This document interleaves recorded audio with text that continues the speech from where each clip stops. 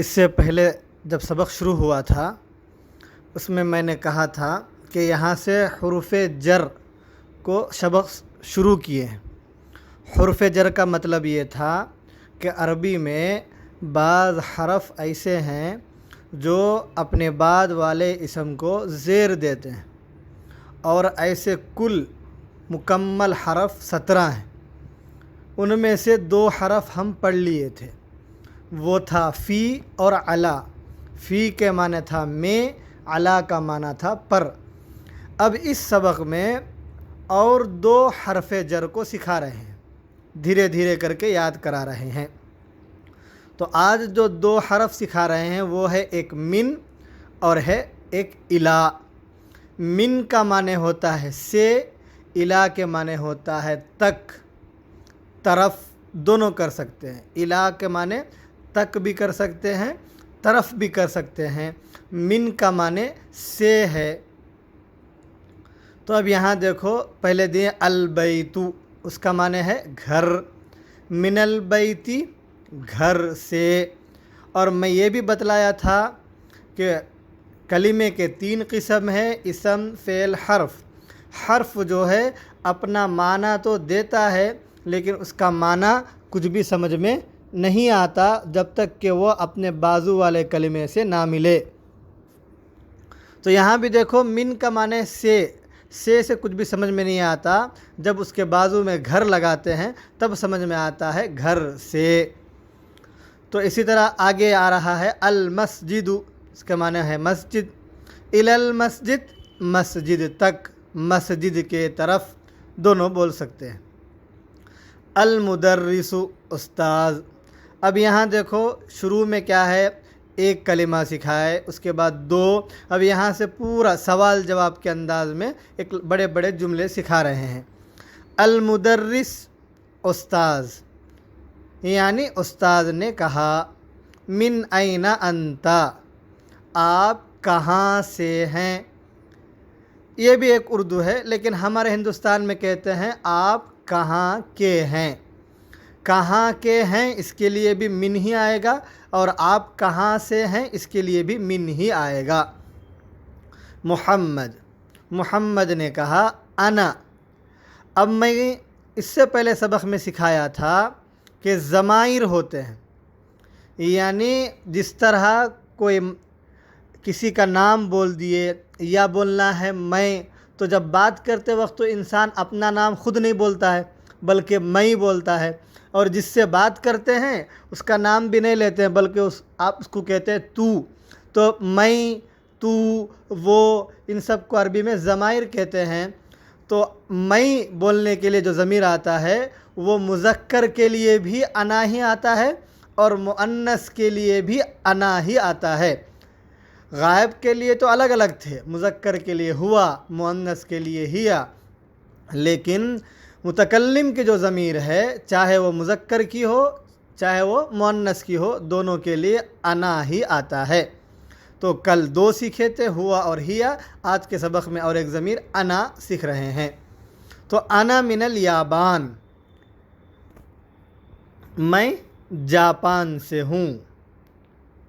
تو اصل میں عربی میں پا، چا یہ سب نہیں آتا ہے، تو اس کو بدل کر یہ لوگ با لگا لیے ہیں، پا کی جگہ با، لیکن جا تھا لیکن اس کو ہی بدل کے یابان بنا دیے ہیں۔ عربی میں جاپان کو یابان کہتے ہیں۔ تو محمد نے جواب دیا کہ میں جاپان سے ہوں۔ پھر مدرس نے سوال کیا، وَمِنْ أَيْنَ عَمَّارٌ، عمار کہاں کا ہے، اور عمار کہاں کا ہے۔ محمد نے جواب دیا، ہوا من الصین، وہ چین کا ہے۔ المدرس، ومن این حامد، حامد کہاں کا ہے۔ محمد، محمد نے جواب دیا، ہوا من الہند، وہ ہندوستان کا ہے۔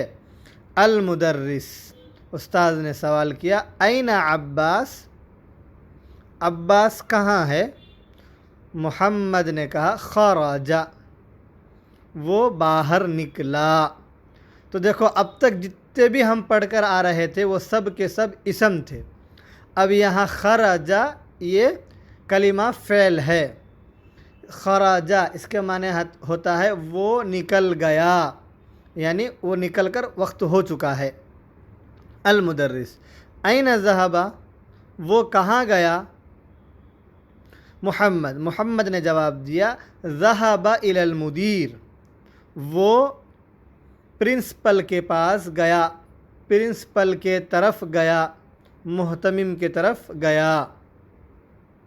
المدرس وَأَيْنَ ذَهَبَ علی اور علی کہاں گیا. محمد ذهب إلى المرحاض وہ باتھ روم کے طرف گیا. تو فعل وہ ہے جو اپنا معنی خود دے اور اس میں 3 زمانوں میں سے کوئی نہ کوئی ایک زمانہ ہو. تو ذہب وہ گیا، تو اس کے اندر گزرا ہوا زمانہ ہے. ذہب اس کا معنی ہے گیا، تو دیکھو اس کے اندر کون سا زمانہ ہے، گزرا ہوا زمانہ، جس کو انگلش میں کیا بولتے ہیں، پاسٹ. اب یہاں تمرین دے رہے ہیں، یعنی جو اوپر پڑھ کر آ رہے ہیں اس کو ذہن میں رکھتے ہوئے ہمیں یہاں جواب دینا ہے. کچھ سوال کر رہے ہیں، ان سوالوں کا ہمیں جواب دینا ہے. تو سب سے پہلے آ رہا ہے اجب عن الاسئلۃ الآتیہ آنے والے سوالوں کا جواب دو. تو اس میں اعراب لگانا ہے اور جواب دینا ہے. من این انت آپ کہاں کے ہو، تو ہمیں جواب دینا ہے انا من الہندی. اب آگے دیکھو جیسے ہم شروع میں پڑھے تھے کیا کا معنی دینے کے لیے جیسے ما آتا ہے ویسے ہی حمزہ زبر بھی آتا ہے. تو اب کوئی پوچھے انت من الفلپین کیا آپ فلپین سے ہیں، اگر ہیں تو نعم بولنا ہے، نعم انا من الفلپین. اگر نہیں ہیں تو بولنا ہے لا انا، لا بول کر بول دینا ہے. اس کے بعد پھر جہاں کے ہیں وہ جواب دینا ہے، لا انا من الیابان، اس طرح بولنا ہے. من من الصین چین کا کون ہے، من کا معنی آتا ہے کون، تو من من الصین چین کا کون ہے، تو بولنا ہے عمار من الصین، عمار چین کا ہے. ایسے پوچھے من این حامد حامد کہاں کا ہے، تو بولنا ہے حامد من الہند، حامد ہندوستان کا ہے. یا ایسے بول سکتے ہوا من الہند وہ ہندوستان کا ہے.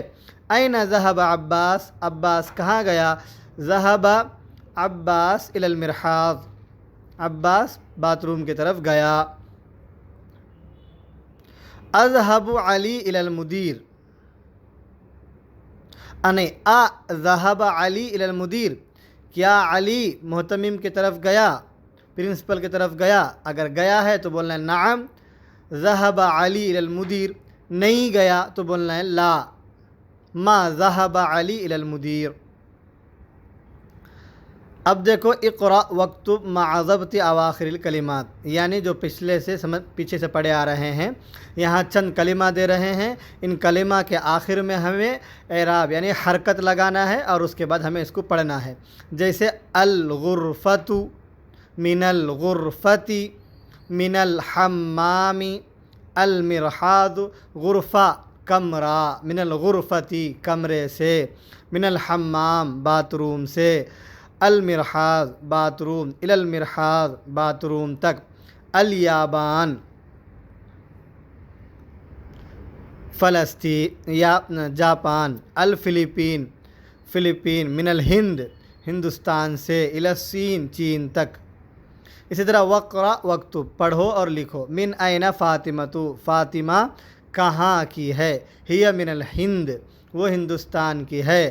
خرج المدرس من الفصل استاذ درسگاہ سے نکلے، وذهب الی المدیر اور پرنسپل کی طرف گئے. خرج حامد من الغرفہ حامد کمرے سے نکلا اور وذهب الی الحمام اور باتھ روم کی طرف گیا. ذهب التاجر الی الدکان تاجر دکان کی طرف گیا. من خرج من الفصل درسگاہ سے کون نکلا، خرج الطالب من المدرسہ طالب علم مدرسہ سے نکلا، وذهب الى السوق، سوق کہتے ہیں بازار کو، اور بازار کی طرف گیا۔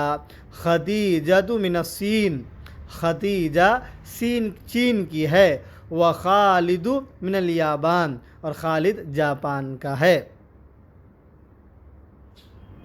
اب یہاں دیکھو ہم 4 حرف جر سیکھیں، من، الی، فی، علی، تو یہ بیچ میں جگہ خالی ہے، ان جگہوں میں ہمیں، تو یہ جو خالی جگہ ہے ان جگہوں میں جو سیٹ ہوگا وہ اس میں لکھنا ہے۔ جیسے اب کہتے الکتاب ہے اور ادھر مکتب ہے، کتاب کے معنی آتا ہے کتاب، مکتب کے معنی آتا ہے میز، تو اب کتاب کہاں رہے گا؟ میز پر رہے گا، تو اب ہمیں کیا کرنا ہے؟ ڈیش میں علی لانا ہے۔ اسی طرح ہے الطالب، طالب علم، الفصل کا معنی آتا ہے درسگاہ، اب بیچ میں کیا جوڑنا ہے ہمیں؟ فی، الطالب فی الفصل، طالب علم درسگاہ میں ہے، اس طرح کر کے پورے کو جوڑنا ہے۔